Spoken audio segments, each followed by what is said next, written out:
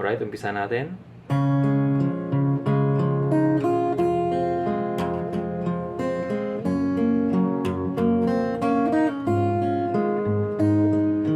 Love me with all of your heart, that's all I want, love.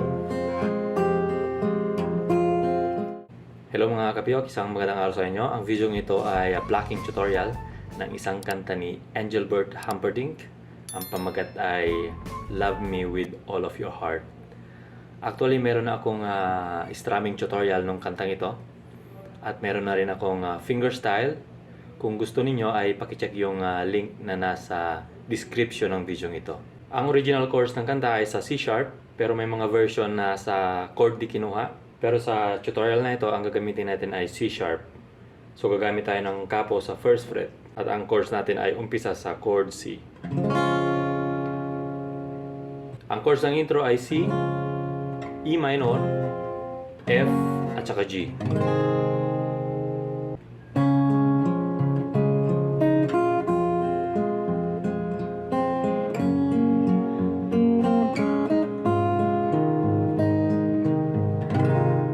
Yung intro na tinugtog ko, kung mapapansin ninyo, ay actually combination ng dalawang tugtog.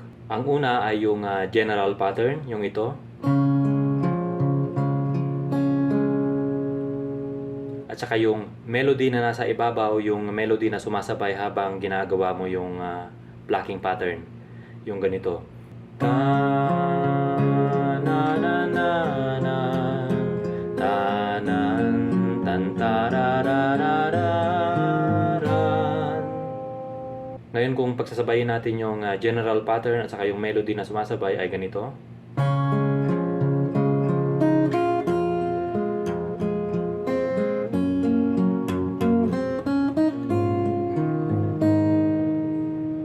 Para matutuhan natin yung combination na yon, ay dapat hatiin natin yung lesson sa dalawang part. Ang lesson 1 ay para doon sa general pattern ng plucking, at ang lesson 2 ay doon sa melody na isasabay sa plucking.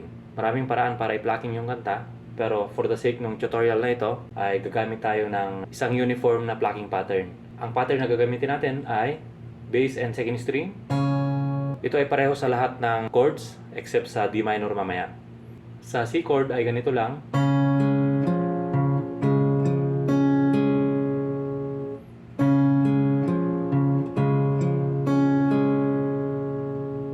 Sabay ang bass at saka yung second string. Then akyat ka ng third, fourth, bass. Then another bass kasabay ng third string, fourth string. Then baba ka ng second string, third string.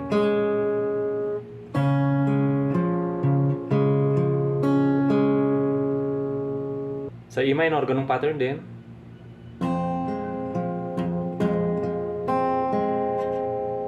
F, pwede yung F, full fret o kaya yung shortcut dito, okay lang. Then G.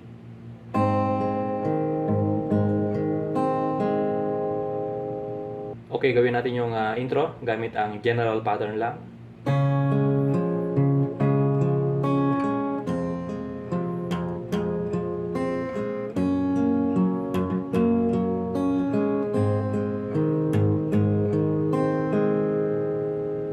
Ngayon, kung isasabay mo yung melody, ay medyo mag-iiba yung pattern. Makikita nyo sa screen. Gawin natin yung pattern plus melody.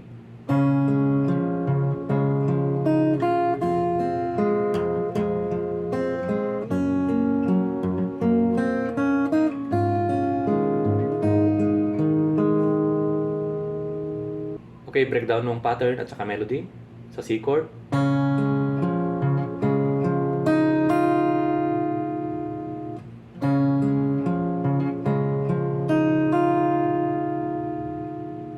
Yan ay sabay ang bass at saka yung second string. Akit ka ng third, fourth, then bass. Sabay ang bass sa third string, then fourth. This time mag-iiba yung pattern mo doon sa nauna. Kasi yung hinlid ilalagay mo sa third fret ng second string. Then ang last dyan ay open na pluck sa first string.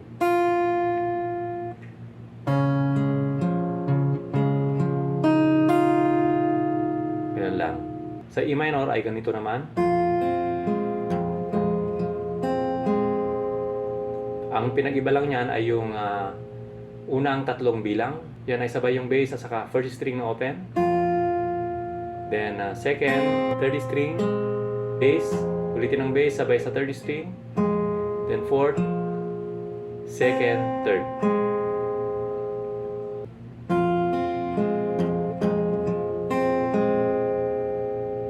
Punta naman tayo ng F.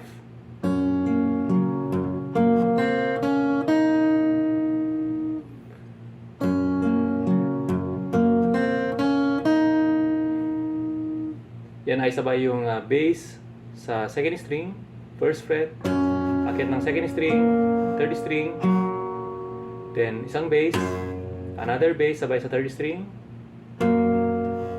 then punta ka ng second string, open, first fret, then third fret, gamit ang hinliliit.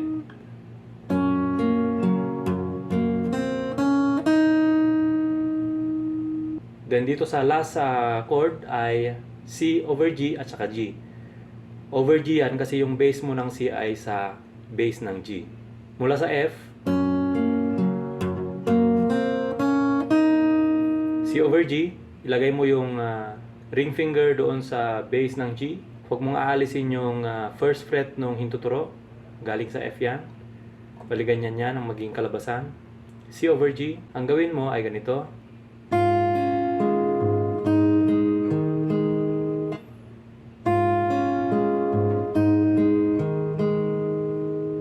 Yan ay sabay ang bass ng G sa first string na open. Then akyat ka ng second string, third string, then bass ulit sa G. Then another bass kasabay ang second string, pero yung hinlit mo ilalagay mo sa third fret. Then third string, fourth string, balik ng third string.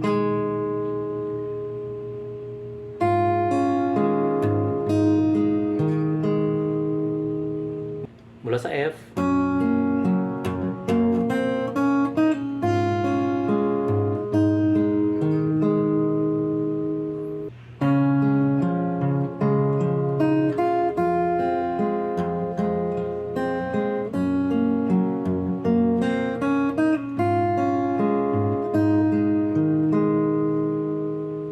ngayon pagdating naman ng verse ay mas madali na lang kasi natutuhan na natin yung general pattern. Yung general pattern ang siyang gagamitin natin sa verses. Alright, umpisa natin.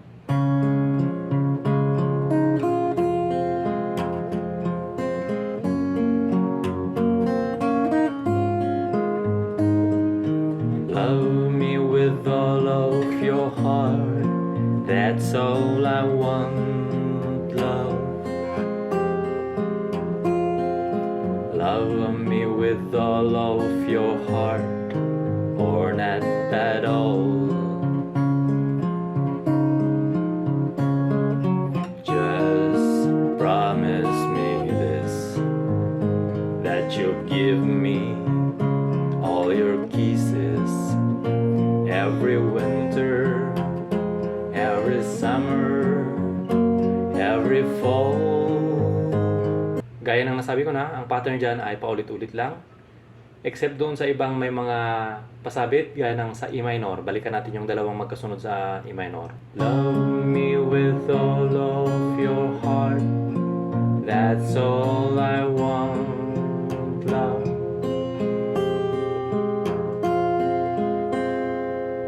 Pansinin nyo, that's all I want, love.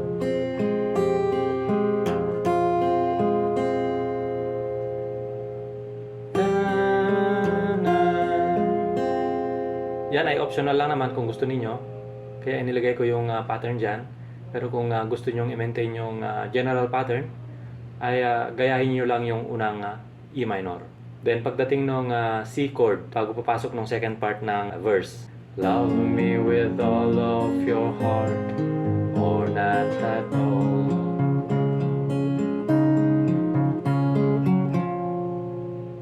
Or not at all.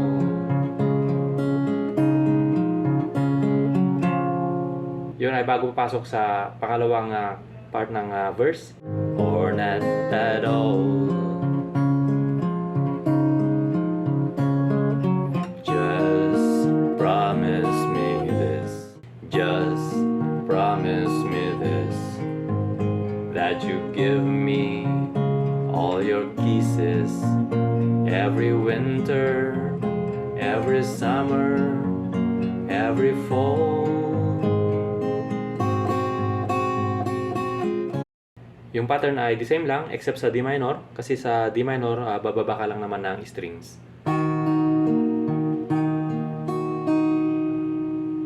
Then pagkatapos ng unang verse ay pasok ng chorus.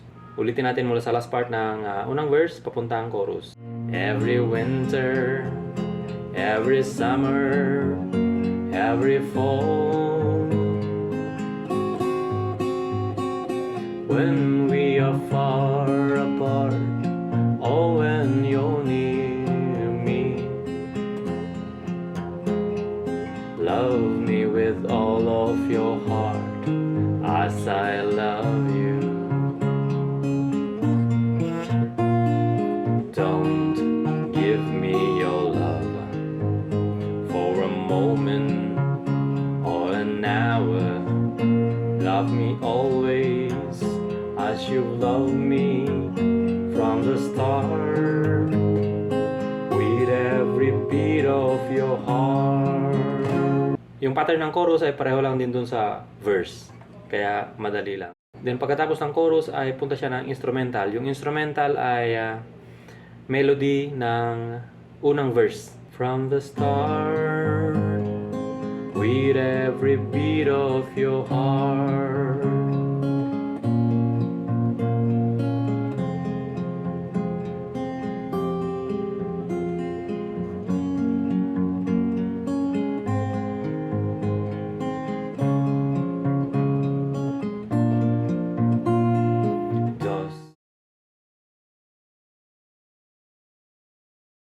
Every summer, every fall. Then tataas siya ng isang chord sa G sharp 7. Mula sa G, then G sharp 7. Dito. Every summer, every fall. When we are far apart, oh, when you're near me. Love me with all of your heart, as I love you. Don't give me your love for a moment or an hour. Love me always as you've loved me from the start, with every beat of your heart.